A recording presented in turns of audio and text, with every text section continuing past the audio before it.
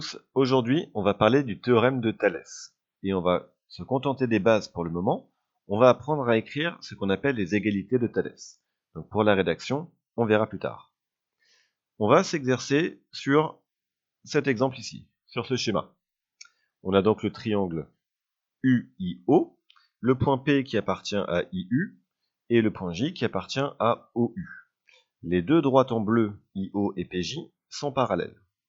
Donc, ce qu'on appelle l'égalité du théorème de Thalès, c'est en fait une triple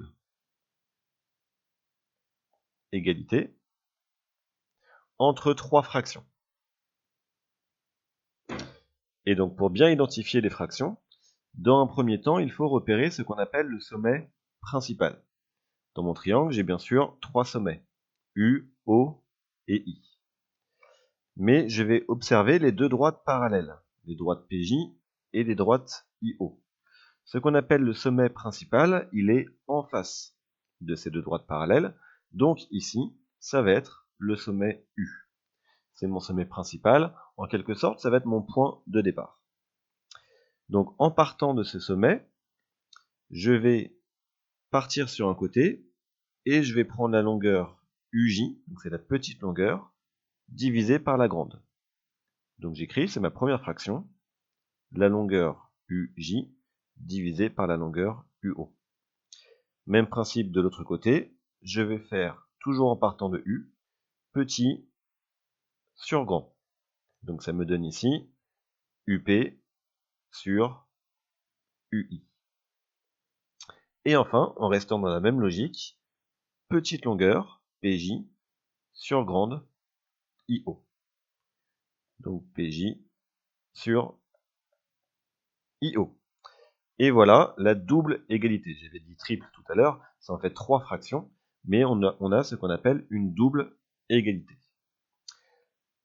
Vous pouvez avoir un schéma un petit peu différent, c'est ce qu'on appelle la configuration du papillon. Ici, on n'a plus vraiment un triangle, mais deux triangles, mais on a toujours ces deux droites parallèles ici, qui sont là marquées en bleu. Donc, la double égalité du théorème de Thalès va nous donner, encore une fois, trois fractions qui sont égales. Et pour les écrire correctement, on va partir du sommet principal qui, ici, est forcément le point central. En partant de ce point, je vais choisir un côté. Ici, c'est soit à gauche, soit à droite. Des fois, ça peut être soit en haut, soit en bas. Donc, je vais partir du côté gauche, en partant du sommet principal. Et je vais partir sur W. RW, la longueur RW, divisée par, sur la même droite, la longueur RL. Ça va être ma première fraction.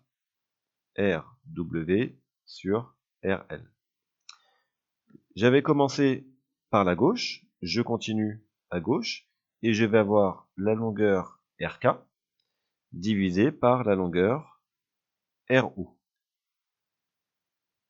RK sur RO.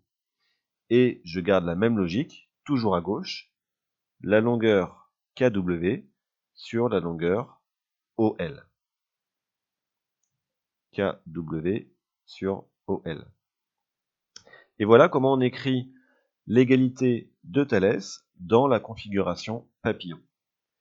Encore une fois, je répète que ici on n'a pas fait toute la rédaction, on verra ça dans une autre vidéo.